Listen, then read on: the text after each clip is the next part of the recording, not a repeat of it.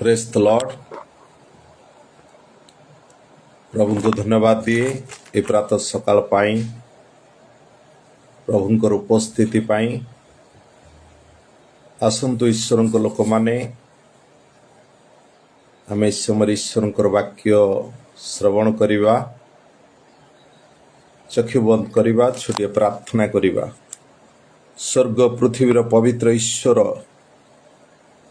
पिता एतले पुनर्बार प्रभु आज प्रातः सकाळे तुमर उपस्थिति मध्य को आसीअछु आ तुमरी स्वर्गीय माना को आम माने प्राप्त हबो,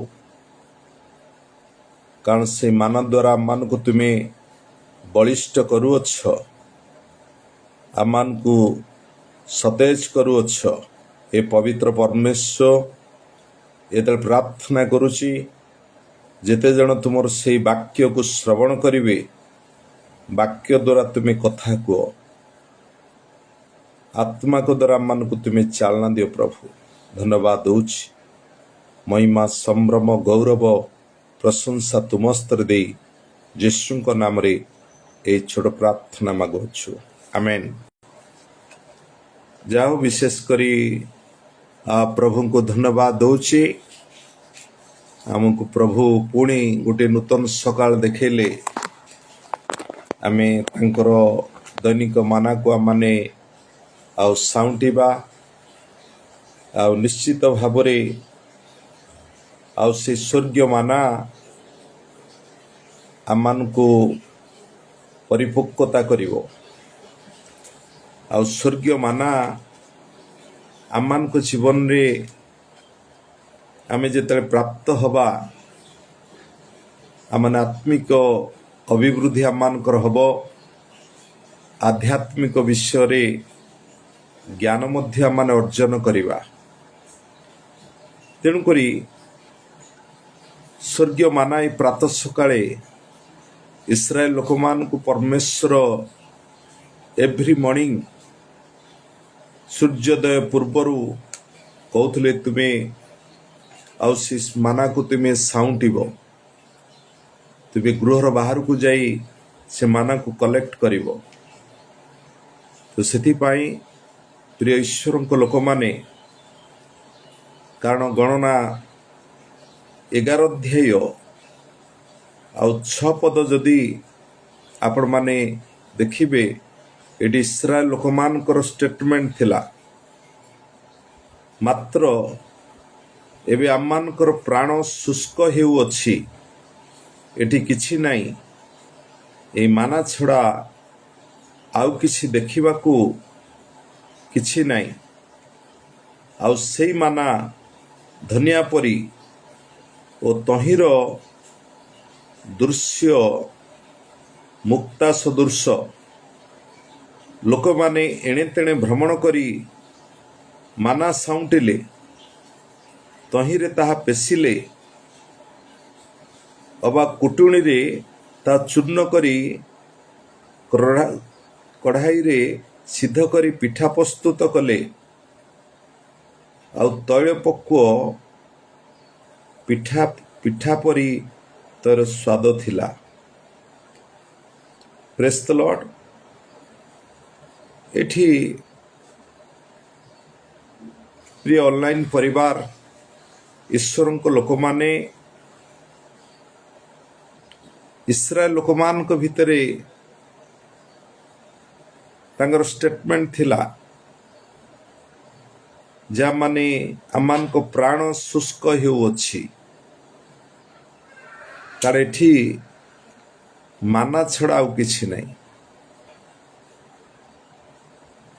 किंतु ईश्वर को माना ख्रीष्टन को शरीर को बुझाए। माना खाइबा द्वारा आमान को शरीर हृष्ट पृष्ठ हुए। ईश्वर को लोक माने जानिबा दरकार, 40 वर्ष पर्यंत ईश्वर तांको लोक मान को निमंते स्वर्गर माना वृष्टि कले। से माना से माने खाइबा द्वारा सेमानकर गर्भपात हैला नहीं, सेमानकर शरीर परे पसीना बोइला नहीं, सेमानकर पादर ପାଦୁକା ମଧ୍ୟ ଛିଣ୍ଡିଲା ନାହିଁ, ତାଙ୍କର ପାଇଜାମା ମଧ୍ୟ ନଷ୍ଟ ହେଲା ନାହିଁ। ଆମେ ସ୍ୱର୍ଗୀୟ ମାନା ଯୀଶୁଙ୍କ ଶରୀରକୁ ବୁଝାଏ, ଖ୍ରୀଷ୍ଟଙ୍କ ଶରୀର, that is the God's word, ଈଶ୍ୱରଙ୍କର ବାକ୍ୟ। ଆମେ ପ୍ରାତଃ ସକାଳେ ମାନାକୁ ସାଉଁଟିବା, that is the God's instruction, ଈଶ୍ୱରଙ୍କ ଲୋକମାନଙ୍କ ପାଇଁ। ଆମେ ଯେତେବେଳେ ମାନାକୁ ସାଉଁଟୁ, ମାନାକୁ କଲେକ୍ଟ କରୁ, ତାହେଲେ ଆମମାନଙ୍କୁ ଆମେ ଅନେକ ବେନିଫିଟ୍ ପାଉ। ଆଜି ମଣ୍ଡଳୀ ସେଥିପାଇଁ ବାଇବେଲ ପ୍ରକାଶ କରେ, ଯେତେବେଳେ ଆଦମ ହବା ଆମେ ଦେଖୁଛେ, ଯଦି ଆପଣମାନେ ଆଦି ପୁସ୍ତକ ଆଉ 2 ଅଧ୍ୟାୟ 15 ପଦକୁ ଦେଖିବେ, ଲେଖା ହେଇଛି, ପୁଣି ସଦାପ୍ରଭୁ ପରମେଶ୍ୱର ସେ ମନୁଷ୍ୟକୁ ନେଇ ଏଦେନ ଉଦ୍ୟାନକୁ ସୁସଜ୍ଜିତ ରକ୍ଷା କରିବା ପାଇଁ ନିଯୁକ୍ତ କଲେ। ଏ ବାକ୍ୟକୁ ଟିକେ ଆମମାନେ ଆଲୋଚନା କରିବା ଯେ ପରମେଶ୍ୱର ମନୁଷ୍ୟକୁ ନେଇ ଏଦେନ ଉଦ୍ୟାନକୁ ସୁସଜ୍ଜିତ ରକ୍ଷା କରିବା ନିମନ୍ତେ ଆପଏଣ୍ଟମେଣ୍ଟ ବାଇ ଗଡ୍। ଏଠି ଆମମାନେ ଦେଖିପାରୁଛେ ଆଦମଙ୍କର କାର୍ଯ୍ୟ ଥିଲା ଏଦେନ ଉଦ୍ୟାନକୁ ସୁସଜ୍ଜିତ କରିବା। ସେକେଣ୍ଡ ବିଷୟ ହେଉଛି ପ୍ରୋଟେକ୍ସନ, ସୁରକ୍ଷା ଦେବା। କାରଣ ଆଦମ ଆପଏଣ୍ଟମେଣ୍ଟ ବାଇ ଗଡ୍, ଈଶ୍ୱର ତାକୁ ସେଥିପାଇଁ ଆଉ ନିଯୁକ୍ତି ଦେଇଥିଲେ। ଆଜି ଜଣେ ପାଷ୍ଟର ମଣ୍ଡଳୀର ପାଳକ କୁହାଯାଏ। ଆମମାନଙ୍କର ଜଣେ ପାଳକର ଦାୟିତ୍ୱ, ଆଜି ପାଷ୍ଟର ସେ ମଣ୍ଡଳୀର ବିଲିଭର ମାନଙ୍କୁ ସେ କ'ଣ କରିବ? ପ୍ରୋଟେକ୍ଟ ଦିଏ, ତା ଫିଡବ୍ୟାକ୍ ଦିଏ, ମାନା ଦେଇ ତାଙ୍କୁ ପ୍ରତିପୋଷଣ କରେ। ମୁଁ କହୁନି ପାଳକ ଏଠି 5-fold ମିନିଷ୍ଟ୍ରି, ଏଫିସି 4 ଅଧ୍ୟାୟ 11 ପଦ ଅନୁସାରେ 5 ପ୍ରକାର ସେବା କାର୍ଯ୍ୟ ମଣ୍ଡଳୀ ମଧ୍ୟରେ ରହିବା ଆବଶ୍ୟକତା ରହିଛି। କାହିଁକି ନା ତାହେଲେ ମଣ୍ଡଳୀ କ'ଣ ହବ? ମଣ୍ଡଳୀ ନିଷ୍ଠା ପ୍ରାପ୍ତ ହବ। କାରଣ ଏଫିସି 4 ଅଧ୍ୟାୟ 14 ପଦ ଲେଖା ଅଛି, ମଣ୍ଡଳୀର ଲୋକମାନେ ଶିଶୁ ପରି ନ ହୋଇ ମନୁଷ୍ୟର ଶଠତା, ଭ୍ରାନ୍ତିଯୁକ୍ତ କଳ୍ପନା, ଧୂର୍ତ୍ତତା, ବାୟୁରୂପ ଶିକ୍ଷାରେ ଚାଳିତ ନ ହୁଅନ୍ତି। କାହିଁକି ଏଠି ସାଧୁପ୍ରୀତ ପାଉଲ ଲେଖିଲେ ଶିଶୁ ପରି? କାରଣ ଜଣେ ଯେତେବେଳେ ପରିପକ୍ୱତା ହେଇପାରୁନାହିଁ, ପରିପକ୍ୱତା ମଣ୍ଡଳୀର ମୋଷ୍ଟ ଇମ୍ପୋର୍ଟାଣ୍ଟ, ମନେ ରଖିଥାନ୍ତୁ। ଏଠି ପ୍ରଭୁ 5 ପ୍ରକାର ସେବା କାର୍ଯ୍ୟ ଦେଲେ ତାଙ୍କ ଲୋକମାନଙ୍କୁ ମ୍ୟାଚୁର୍ଡ କରିବା ପାଇଁ। ଯଦି ଜଣେ ପରିପକ୍ୱତା ନ ହୋଇପାରିବ, ତାହେଲେ ସେ କ'ଣ କରିବ? ଡେଭିଲ ଟ୍ରାପ୍ରେ ସେ ପଡ଼ିଯିବ, ସେ ଇନମ୍ୟାଚୁର୍ଡ ହବ। କାରଣ ସେ ଶିଶୁ ପରି ଏବେ ବି ତାର ବ୍ୟକ୍ତିଗତ ଜୀବନ ହଉ, ସେ କ'ଣ କରିବ? ତାର ଜୀବନକୁ ଅତିବାହିତ କରିବ। ମଣ୍ଡଳୀ ଭିତରେ ବାଦ ବିବାଦ କୋଉଠୁ ଆସେ? ଦାରିଦ ହେଉଛି।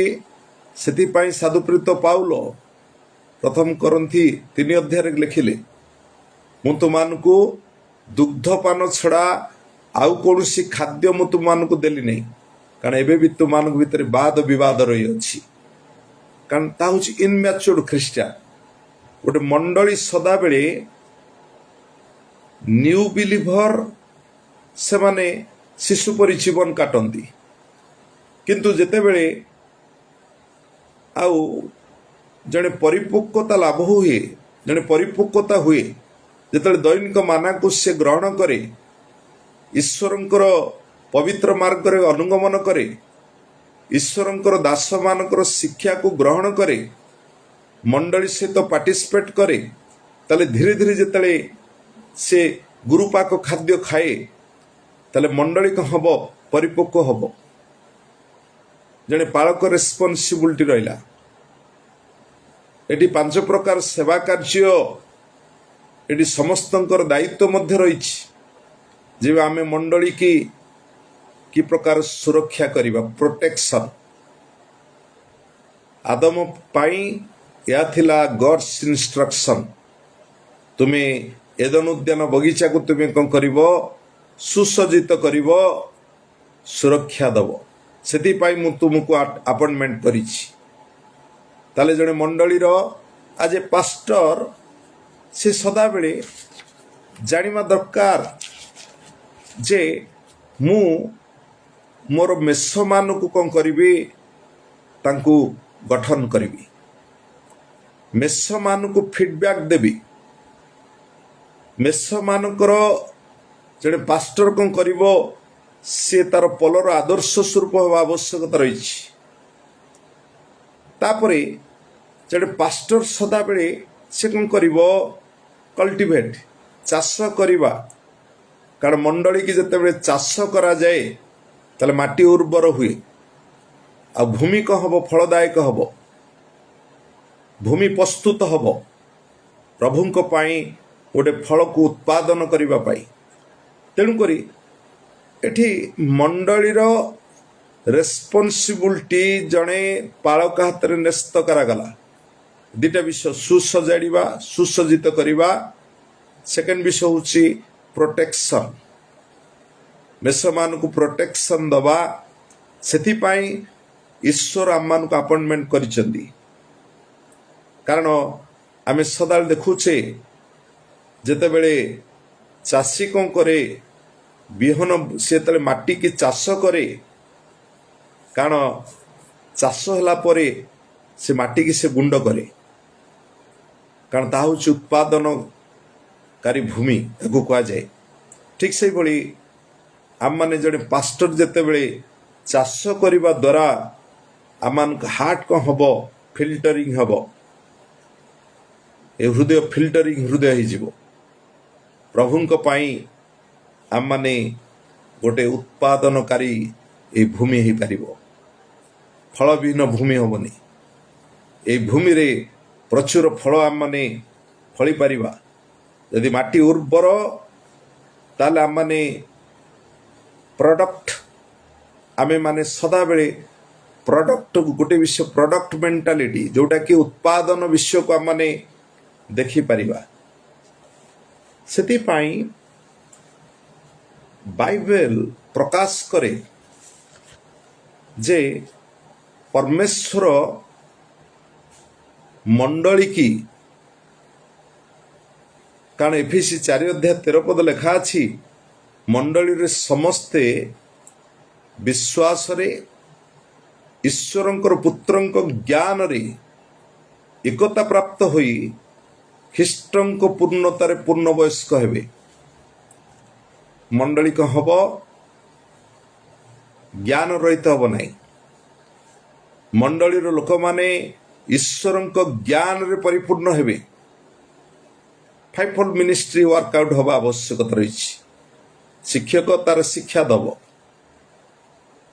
ଜଣେ ପ୍ରଫେଟ ସେ ପ୍ରଫେଟିକ୍ ୱାର୍ଡ କହିବ, ପ୍ରେରିତ କାର୍ଯ୍ୟ କରିବେ। ଥ୍ରୋ ମଣ୍ଡଳୀ ଆମେ ଏଠି ଗୋଟେ ବିଷୟ, କାରଣ ଈଶ୍ୱରଙ୍କର ଅଭିମତ ହେଲା, କାରଣ ମଣ୍ଡଳୀ ହେଉଛି ସର୍ବେସର୍ବା, କାରଣ ମଣ୍ଡଳୀ ଈଶ୍ୱରଙ୍କ ଦ୍ୱାରା ନିରୂପିତ। ମଣ୍ଡଳୀ ମଧ୍ୟରେ ଆମେ ଦେଖୁଥିଲେ, ଆଉ ମଣ୍ଡଳୀର ଲୋକମାନେ, ମଣ୍ଡଳୀ ଉଦ୍ଦେଶ୍ୟ ହେଲା କ'ଣ? ଯେ ନୂଆ ନୂଆ ଲୋକମାନେ ମଣ୍ଡଳୀ ସହିତ ଆଡ଼ ହୁଅନ୍ତୁ। ମଣ୍ଡଳୀ ହେଉଛି ବଡି ଅଫ୍ ଦ ଖ୍ରାଇଷ୍ଟ। ମଣ୍ଡଳୀର ଉଦ୍ଦେଶ୍ୟ ହେଲା ଲୋକମାନେ ପବିତ୍ର ମାର୍ଗରେ, ସିଧ ମାର୍ଗରେ ଆଗକୁ ବଢ଼ନ୍ତୁ। ମଣ୍ଡଳୀର ଉଦ୍ଦେଶ୍ୟ ହେଲା ଡେ ବାଇ ଡେ ଈଶ୍ୱରଙ୍କ ଲୋକମାନେ ଈଶ୍ୱରଙ୍କ ଜ୍ଞାନରେ ପରିପୂର୍ଣ୍ଣ ହୁଅନ୍ତୁ। ତାହେଲେ आमे गत सप्ताह आमे शुणुले जीशु से कहले माई चर्च मोर मंडली आमे देखी पारुचे बाइबल प्रकाश करुची मैथ्यू 16:15-18 पदरे यदि आपण माने देखिबे सेठी 4 गोटी विषय गोटे पास्टर पाखरे मंडली रेस्पॉन्सिबिलिटी ये 4 गोटी विषय रही दरकार। फास्ट विषय हूँ परिचय। जीशु पचारे मु किए फास्ट परिचय। सेकेंड विषय हूँ रेवलेशन पिता निकट प्रकाशन मिलवा आवश्यकता रही।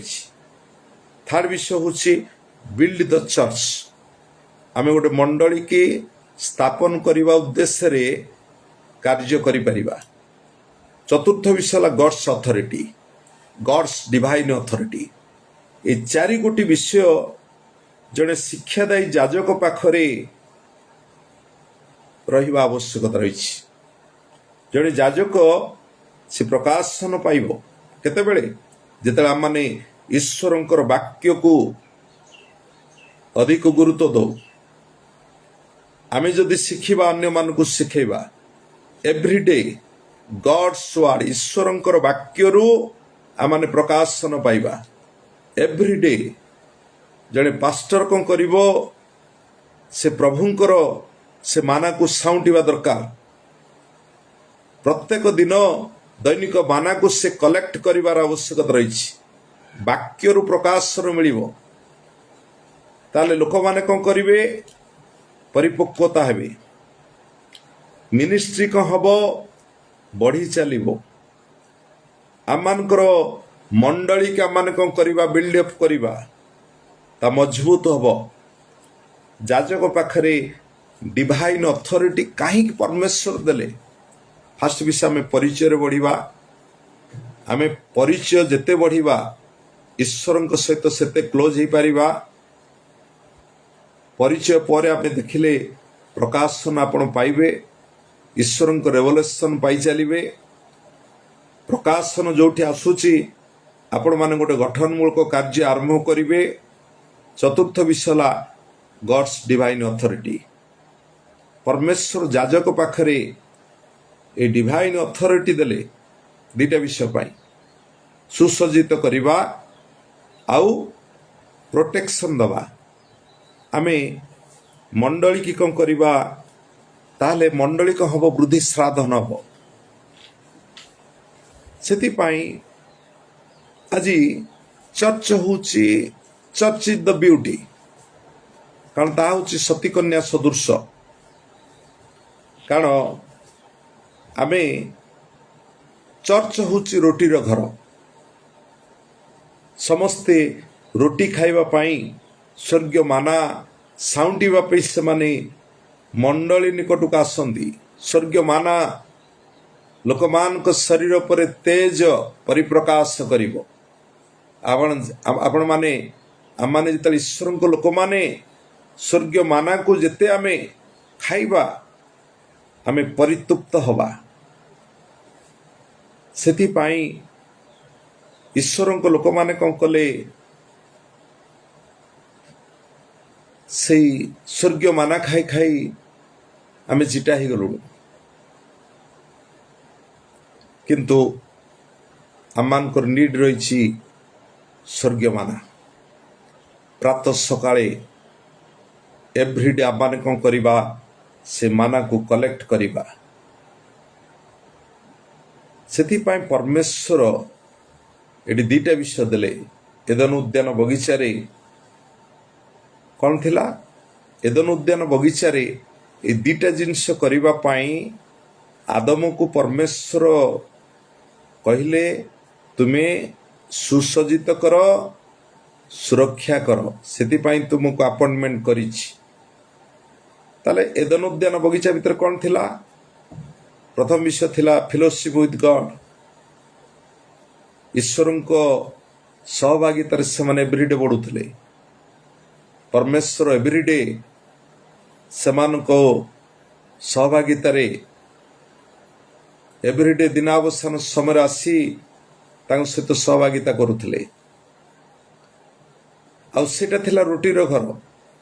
ଏଦନ ଉଦ୍ୟାନ ଥିଲା ଆଦମ ହବା ପାଇଁ ଗୋଟେ ରୁଟିର ଘର, ବ୍ରେଡ୍ ଅଫ୍ ଦ ହାଉସ୍। ତେଣୁକରି ଆମମାନେ ଯେତେବେଳେ ରୁଟିର ଘରରୁ ଜଣେ ଈଶ୍ୱରଙ୍କ ଲୋକ ଯେତେବେଳେ ଡିସ୍କନେକ୍ଟ ଆସିଯାଏ, ତାହେଲେ ସେ ଉଲଗ୍ନତାର ବୋଧ ପାଇବ। ଆଦମ ଯେମିତି ସହଭାଗିତାରୁ ବଞ୍ଚିତ ହେଲା, ଲୁଜ୍ ଦ ଗଡ୍ସ ଗ୍ଲୋରି, ଈଶ୍ୱରଙ୍କର ମହିମାରୁ ବଞ୍ଚିତ ହେଲା, ମହିମାର ଚାଦର ତା ନିକଟରୁ ଚାଲିଗଲା। ସେ ନିଜେ ଅନୁଭବ କଲା ଯେ ମୁଁ ବର୍ତ୍ତମାନ ଉଲଗ୍ନତାର ବୋଧ ପାଇ ସେ କ'ଣ କଲା, ଡିମ୍ବିରି ବୃକ୍ଷର ପତ୍ରକୁ ସେ ପରିଧାନ କରି ପିନ୍ଧିଲା। କାରଣ ଉଲଗ୍ନତା ସଦାବେଳେ କ'ଣ କରେ, ତାହା ଗଡ୍ସ ନେଚର ନୁହଁ। ଉଲଗ୍ନତା ହେଉଛି ଈଶ୍ୱରଙ୍କ ଚରିତ୍ରରୁ ଆମମାନେ ଉଣା ପଡ଼ୁ ବା ଈଶ୍ୱରଙ୍କ ଠାରୁ ବିମୁଖତାକୁ ବୁଝାଏ। ଜଣେ କେତେବେଳେ ଉଲଗ୍ନ ହେଇଯାଏ? ଉଲଗ୍ନତା ବୁଝାଏ ଯେତେବେଳେ ଈଶ୍ୱରଙ୍କର ବାକ୍ୟର ଦୁର୍ଲଭ ହେଇଯାଏ, ଦାରି ଦେଉଛି ଉଲଗ୍ନତା। ଯେତେବେଳେ ଆମମାନେ ଈଶ୍ୱରଙ୍କ ଠାରୁ ଡିସ୍କନେକ୍ଟ ଆସିଯାଉ, ଦାରି ଦେଉଛି ଉଲଗ୍ନତା। ଈଶ୍ୱରଙ୍କର ଜ୍ଞାନ ରହିତ ହବା, ଈଶ୍ୱରଙ୍କର ବାକ୍ୟରେ ଅଭ୍ୟସ୍ତ ହବା ନାହିଁ, ଈଶ୍ୱରଙ୍କର ବାକ୍ୟର ପରିପକ୍ୱତା ନହବା, ତା ହେଉଛି ଉଲଗ୍ନତା। କାହିଁକି ନା ଉଲଗ୍ନତା ଈଶ୍ୱରଙ୍କ ସିଦ୍ଧତାରୁ ଆମମାନଙ୍କୁ ବିମୁଖତା କରିଦିଏ ବା ଈଶ୍ୱରଙ୍କ ସିଦ୍ଧତା ଆମମାନଙ୍କ ପାଖରେ ରୁହେ ନାହିଁ। କାରଣ ରୁଟିର ଗୃହକୁ ଲୋକମାନେ କାହିଁକି ଆସନ୍ତି? ଆଉ ରୁଟିର ଗୃହକୁ ଆସିଲେ ଆମେ କ'ଣ କ'ଣ ବେନିଫିଟ୍ ପାଇବା? ଆମେ ଯେତେବେଳେ ଗୋଟେ ମଣ୍ଡଳୀ ସହିତ ସଂଯୋଗିତ, ଗୋଟେ ଚର୍ଚ୍ଚ ସହିତ ପ୍ରଭୁ ଆମମାନଙ୍କୁ ଆଡ୍ କରିଛନ୍ତି, କାରଣ ଆମମାନେ ବେନିଫିଟ୍ ପାଇବା, ଆମମାନଙ୍କର ସ୍ପିରିଚୁଆଲ ଡେଭଲପମେଣ୍ଟ ହବ, ଆମେ ଗୋଟେ ଶୃଙ୍ଖଳିତ ଜୀବନ କାଟିବା, ଆମମାନେ ପ୍ରଭୁଙ୍କର ପ୍ରତିଜ୍ଞା ଅନୁସାରେ ତାଙ୍କର ଦ୍ୱିତୀୟ ଆଗମନ ପର୍ଯ୍ୟନ୍ତ ଆମେ କ'ଣ କରିବା, ନିଜକୁ ପ୍ରସ୍ତୁତି ମଧ୍ୟ ରଖିବା। ଆମେ ଈଶ୍ୱରଙ୍କ ପାଇଁ ଗୋଟେ ଲାଇଟ୍, ଜ୍ୟୋତି ସ୍ୱରୂପ ହେବା। ଜଣେ ମଣ୍ଡଳୀ କି ନ ଯିବା ଦ୍ୱାରା ଦାଡ଼ି ଦେଉଛି ବିଗର ସିନ୍। ଜଣେ ଭାବୁଛନ୍ତି, ଆଜି ଅନେକ ଜାଗାରେ ଆମେ ଦେଖୁଛେ ମଣ୍ଡଳୀ ନାରୀମାନେ ବହୁତ ସଂଖ୍ୟାରେ ଯାଆନ୍ତି, ପୁରୁଷମାନେ ମଣ୍ଡଳୀ ବାହାରେ ରୁହନ୍ତି। That is the ବିଗର scene. ଜଣେ ମଣ୍ଡଳୀ ତ୍ୟାଗ କରିବା, ସେଥିପାଇଁ ସାଧୁ ପ୍ରେରିତ ପାଉଲ ଲେଖିଲେ, ସେ ଗୋଟେ ବିଷୟ ଲେଖିଲେ ଯେ ତୁମାନଙ୍କ ମଧ୍ୟରୁ କେହି ମଣ୍ଡଳୀ ପରିତ୍ୟାଗ ନ କରୁ। କାହିଁକି ନା ସଦାବେଳେ ଯୀଶୁଙ୍କ ପାଖରେ, ବୁଝିପାରିଲ ନାହିଁ, ଯୀଶୁଙ୍କ ପଛରେ ଆଉଟୱାର୍ଡ ହେଉଛି ନଟ୍ ଓବେଇଂ ଦ ଗଡ୍ସ ୱାର୍ଡ, ଇନୱାର୍ଡ ହେଉଛି ଆମମାନେ ବାକ୍ୟ ବାହକ ବା ଶୁଣିମା ପାଳନ କରିବା, ବିହିତ ଆଜ୍ଞାଙ୍କୁ ପାଳନ କରିବା। ସେଥିପାଇଁ ଗଡ୍ସ ଆପଏଣ୍ଟମେଣ୍ଟ, ଈଶ୍ୱର ତାଙ୍କ ଯାଜକମାନଙ୍କୁ ଆପଏଣ୍ଟମେଣ୍ଟ କରିଛନ୍ତି, ସୁସଜ୍ଜିତ କର, ମଣ୍ଡଳୀକି ସଜାଡ଼ିବା। ସେକେଣ୍ଡ ବିଷୟ ହେଲା ପ୍ରୋଟେକ୍ସନ୍ ଦିଅ। ସେଥିପାଇଁ ମୁଁ ତୁମମାନଙ୍କୁ ଅଧିକାର ଦେଇଛି, ଆପଏଣ୍ଟମେଣ୍ଟ କରିଛି।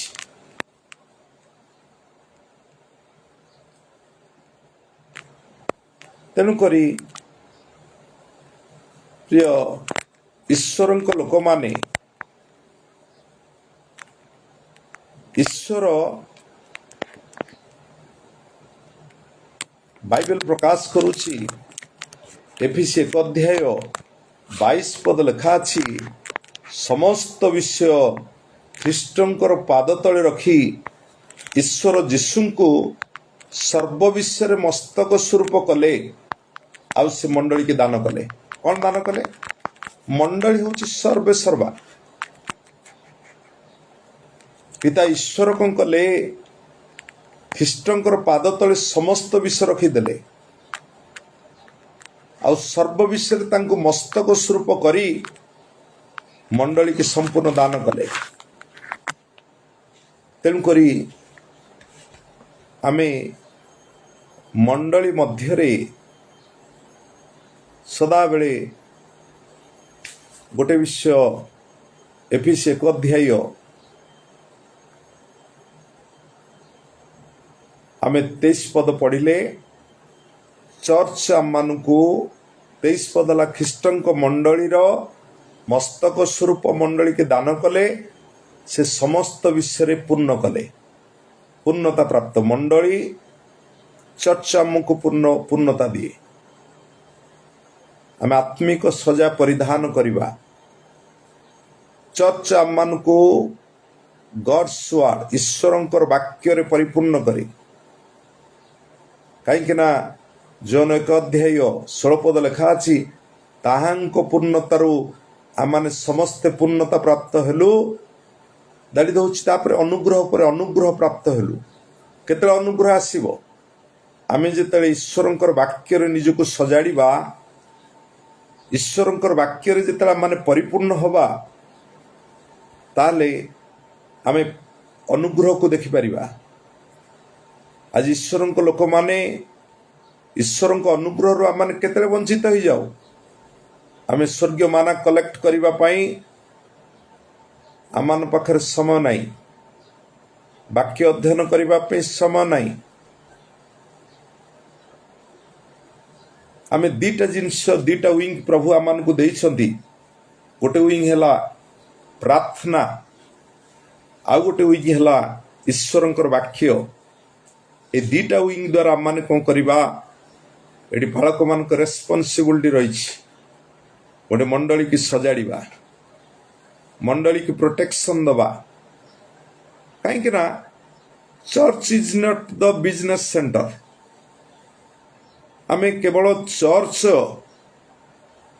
ଯେ ଆମମାନେ ମଣ୍ଡଳୀ ନିର୍ମାଣ କରିବା, ପଇସା କଲେକ୍ସନ୍ କରିବା, ବେପାର କରିବା, ତା ନୁହଁ।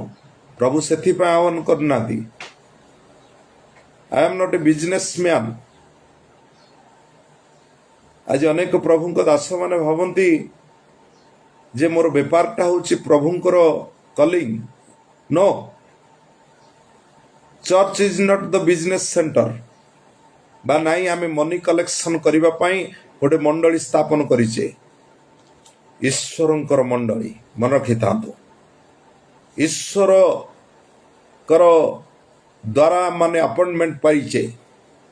ଏଠି ଦୁଇଟା ବିଷୟ ରହିବା ଆବଶ୍ୟକତା ରହିଛି।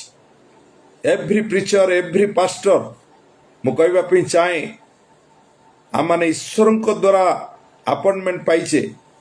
ତାହେଲେ ମୋର କର୍ତ୍ତବ୍ୟ କ'ଣ? ମୋର କର୍ତ୍ତବ୍ୟ ହେଲା ଯେ ମଣ୍ଡଳୀକି ମୁଁ କ'ଣ କରିବି? ସଜାଡ଼ିବି, ସୁସଜ୍ଜିତ କରିବି। ସେକେଣ୍ଡ ବିଷୟ ହେଲା ମଣ୍ଡଳୀକି ପ୍ରୋଟେକ୍ଟ କରିବି। ସେଥିପାଇଁ ଈଶ୍ୱର ମୋତେ ଆପଏଣ୍ଟମେଣ୍ଟ ଦେଲେ। କାହିଁକି ନା ମଣ୍ଡଳୀ ସଦାବେଳେ ଡିପେଣ୍ଡ କରେ ପିତା, ପୁତ୍ର, ପବିତ୍ର ଆତ୍ମାଙ୍କର ସମ୍ମିଶ୍ରଣ। ସେଥିପାଇଁ ମଣ୍ଡଳୀ ଉପରେ ପବିତ୍ର ଆତ୍ମାଙ୍କର ପ୍ରଚୁରତା ଗମନାଗମନ ରହିବା ଆବଶ୍ୟକତା ରହିଛି। ତାହେଲେ ସେ ମଣ୍ଡଳୀ ସିଦ୍ଧତାରେ ବଢ଼ିବ। ସେ ମଣ୍ଡଳୀ ସଦାବେଳେ ତାର ଲୋକମାନେ ଫ୍ରେଶ୍ ମାନା ପାଇବେ। ଆଉ ଆମମାନଙ୍କର ଲୋକମାନେ କ'ଣ କରିବେ? ଫ୍ରୁଇଟଫୁଲ୍ ଜୀବନ କାଟିବେ। ସେମାନେ ପୁରୁଣା ଆଦତକୁ ସେମାନେ ଆଉ ଆପଣେଇ ନେବେନି। ସେମାନେ ଗୋଟେ ଟ୍ରାଡ଼ିସନ୍ ଭିତରେ ଜୀବନ କାଟିବେ ନାହିଁ।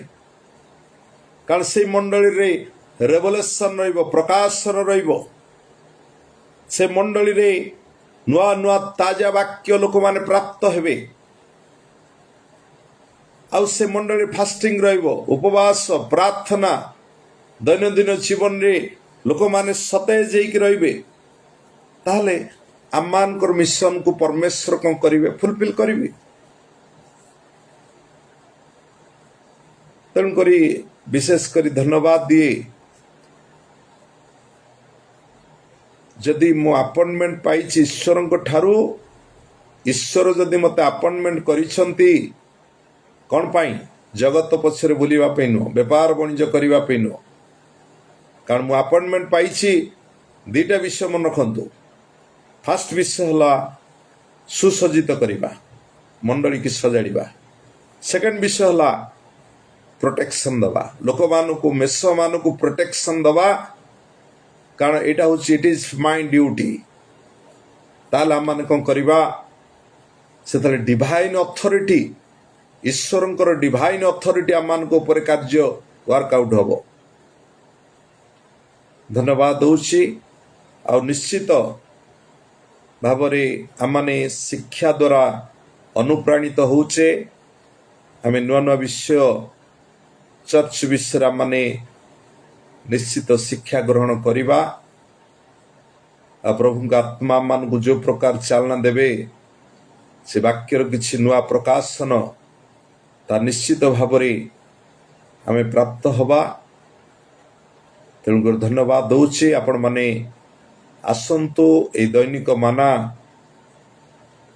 आमान को जीवन आमने खाइबा द्वारा आपण परिपक्वता हवा जेते माना को साउंटिबा जेते ईश्वर वाक्य को आम ग्रहण करवा आम शरीर पर ईश्वर महिमा तेज परिप्रकाशित हब धन्यवाद दौची आज चिंतन पाई प्रभु जेते लोक ऑनलाइन रे बर्तमान देखुचंती ईश्वर वाक्य को शुणुचंती प्रभु प्रत्येक को आशीर्वाद करंतु धन्यवाद पुणी काली आमे प्रातः सकाळे 6टा समय आमे ईश्वर वाक्य पुणी चिंतन करिबा आमे किछि शिखिबा परस्पर ठारू शिखिबा धन्यवाद दिए प्रेज द लॉर्ड।